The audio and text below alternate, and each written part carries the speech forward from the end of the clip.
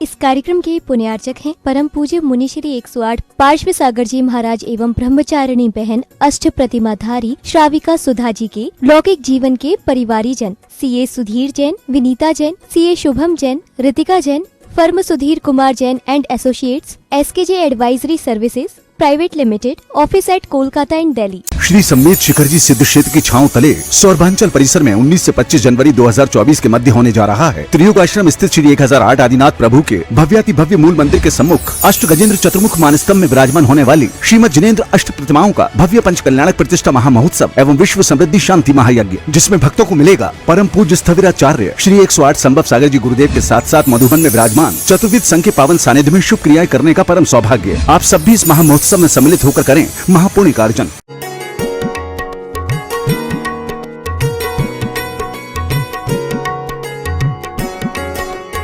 ज्ञान समान न आन जगत में सुख के कारण, या ही परमामृता जन्म जरा मृत्यु रोग निवारण।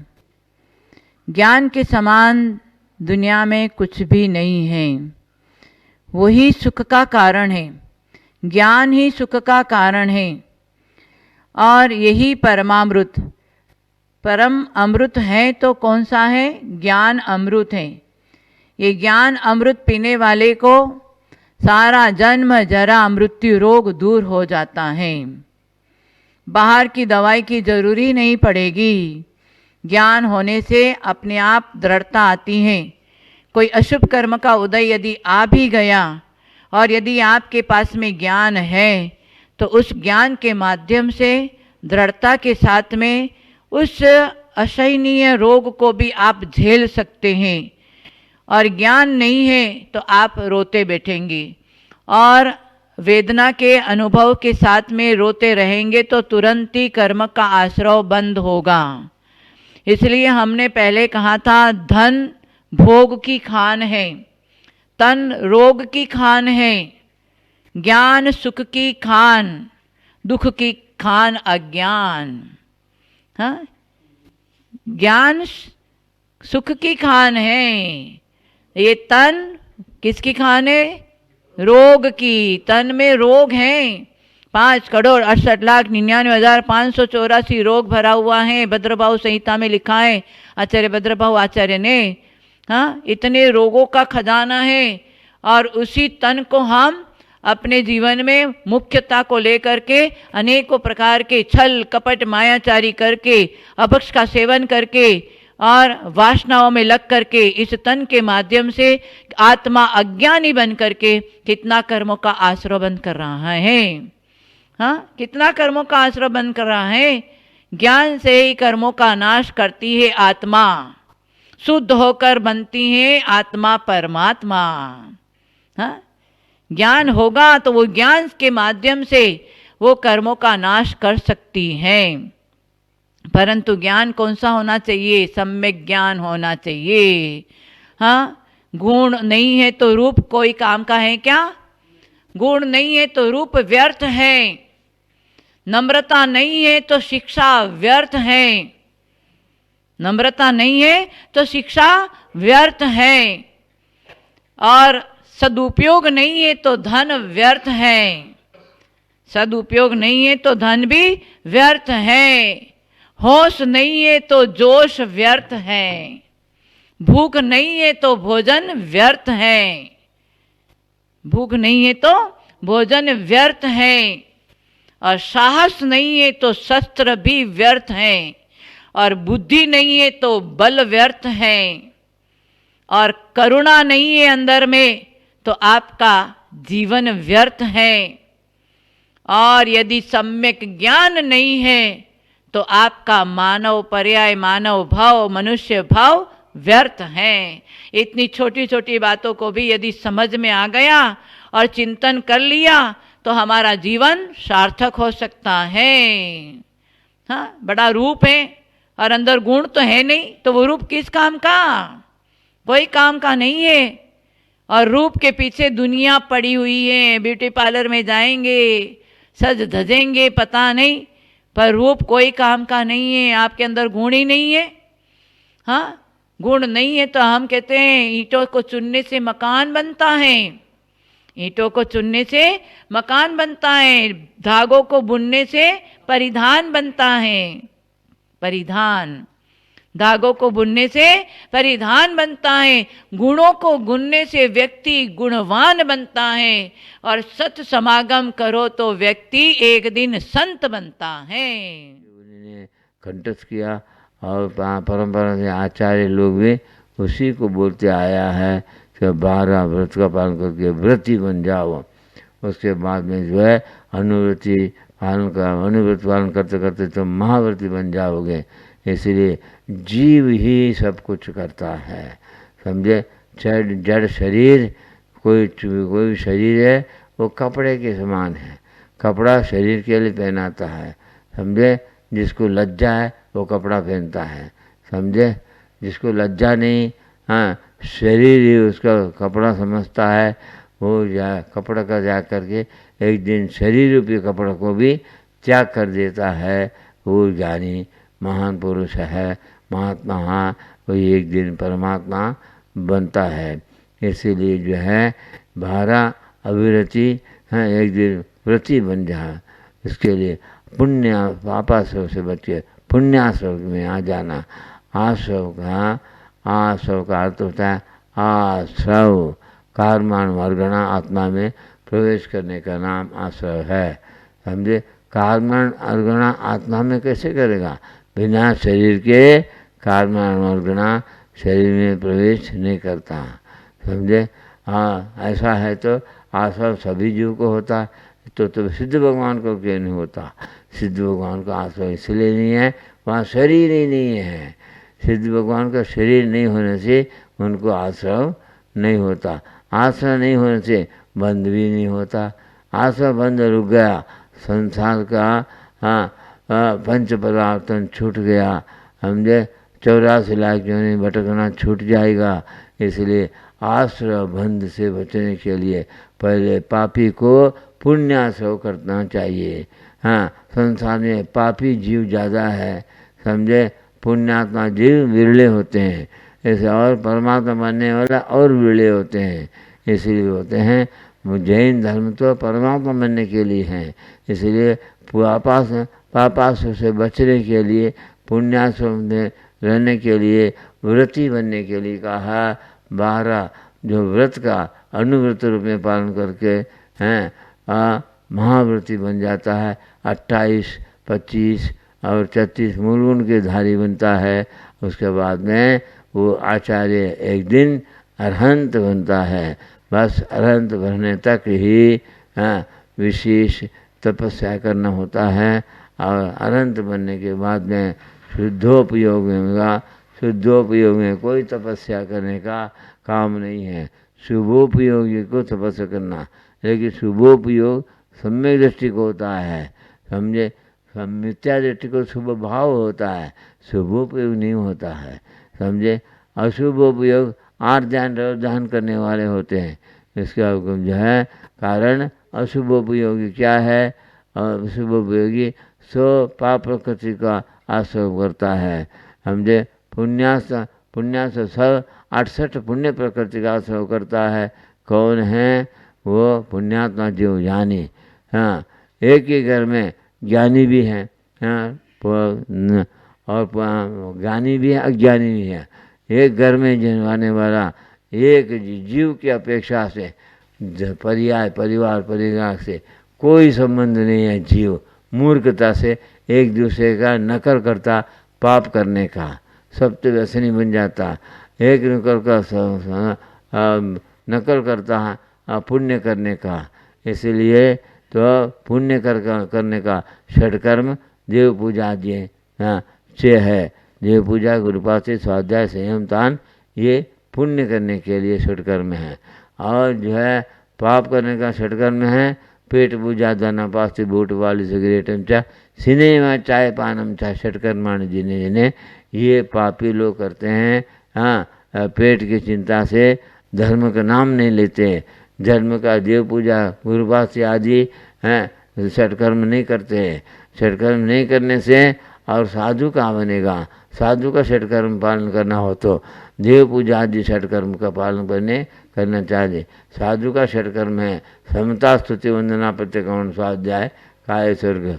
ये षटकर्म जो है साधु का, त्यागी का है, समझे। जो त्यागी है वो राग को घटाता है, इसीलिए बोला जो योगी है, योगी निरोगी क्योंकि त्यागी है, और भोगी रोगी क्योंकि रागी है। ये रागी ही अपक्ष खाता है, अनेक प्रकार का पापाश्रव करता है और नरकाज गति में भटकता है। इसीलिए भैया पापाश्रव से बचो। 57 आश्रव है, समझे। 57 आश्रव है, नरक चिरगंती निगोद गति के कारण पापाश्रव है। पापाश्रव होता परिणाम अशुभ होने से, अनशुभ उपयोगी के लिए ये पापाश्रव होता है।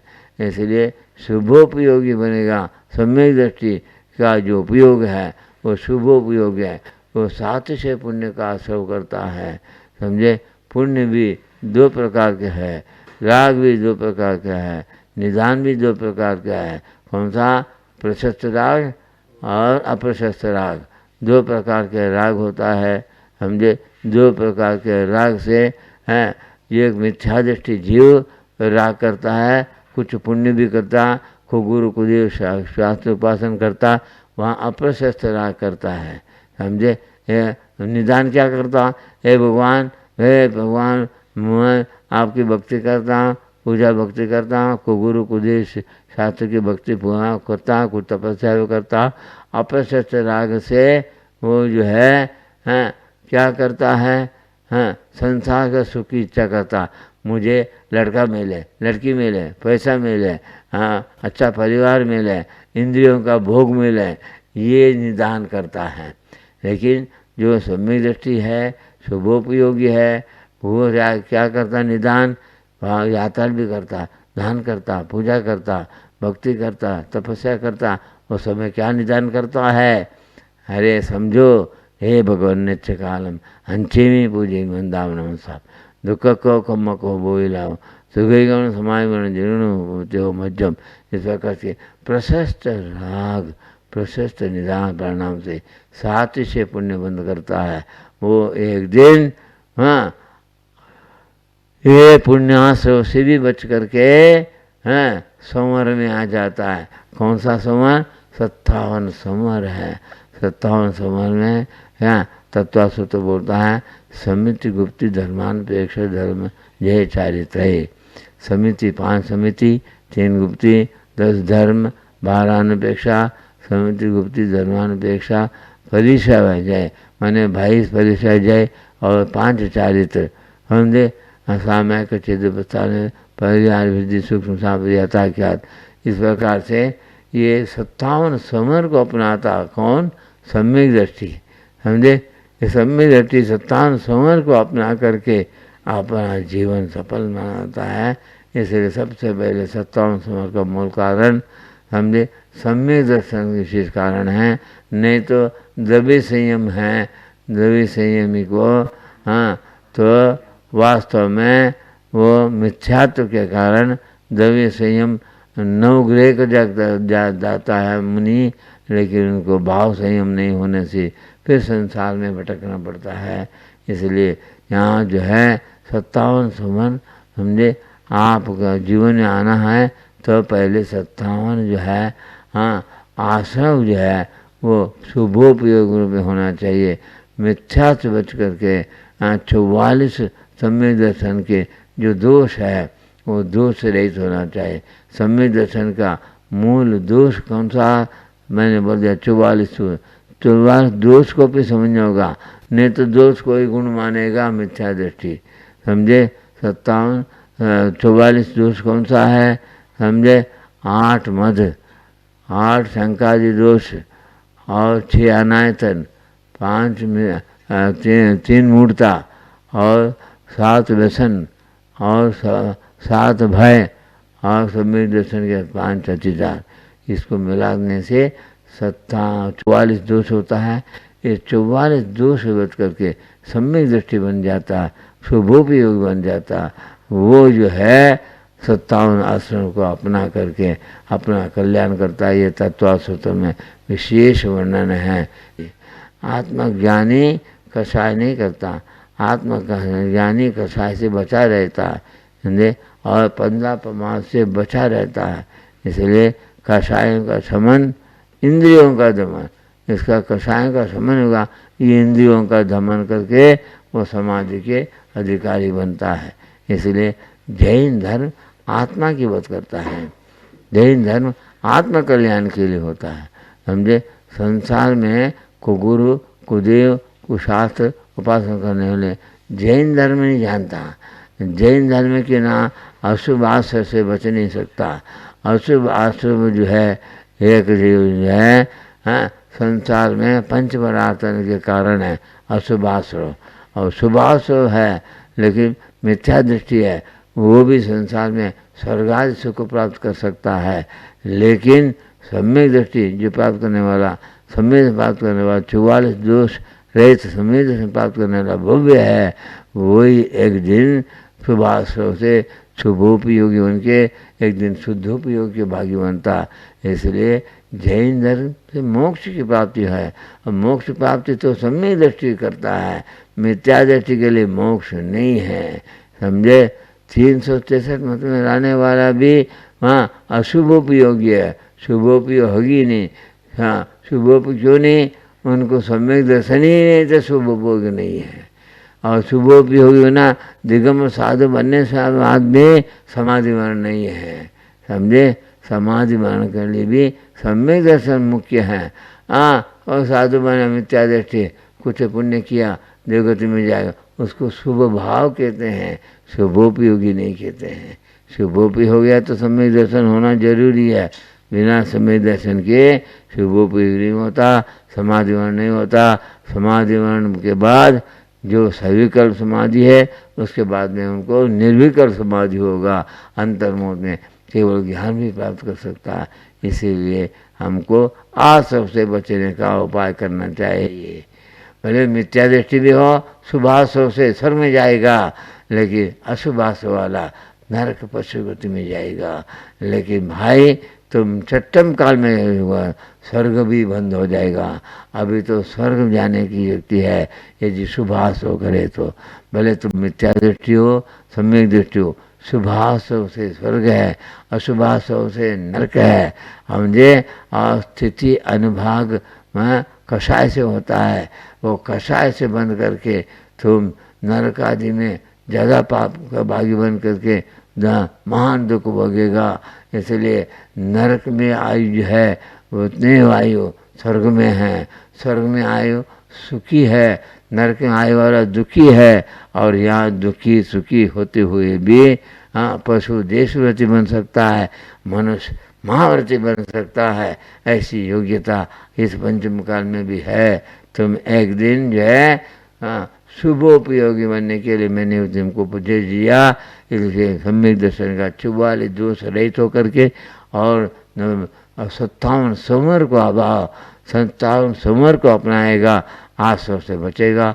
समर को अपनाने से 57 आसव से बचने से, 57 समर के भागी बनने से एक दिन तुम जो है शुभोपयोगी भागी बनेगा। जय बोलो अहिंसा परम की।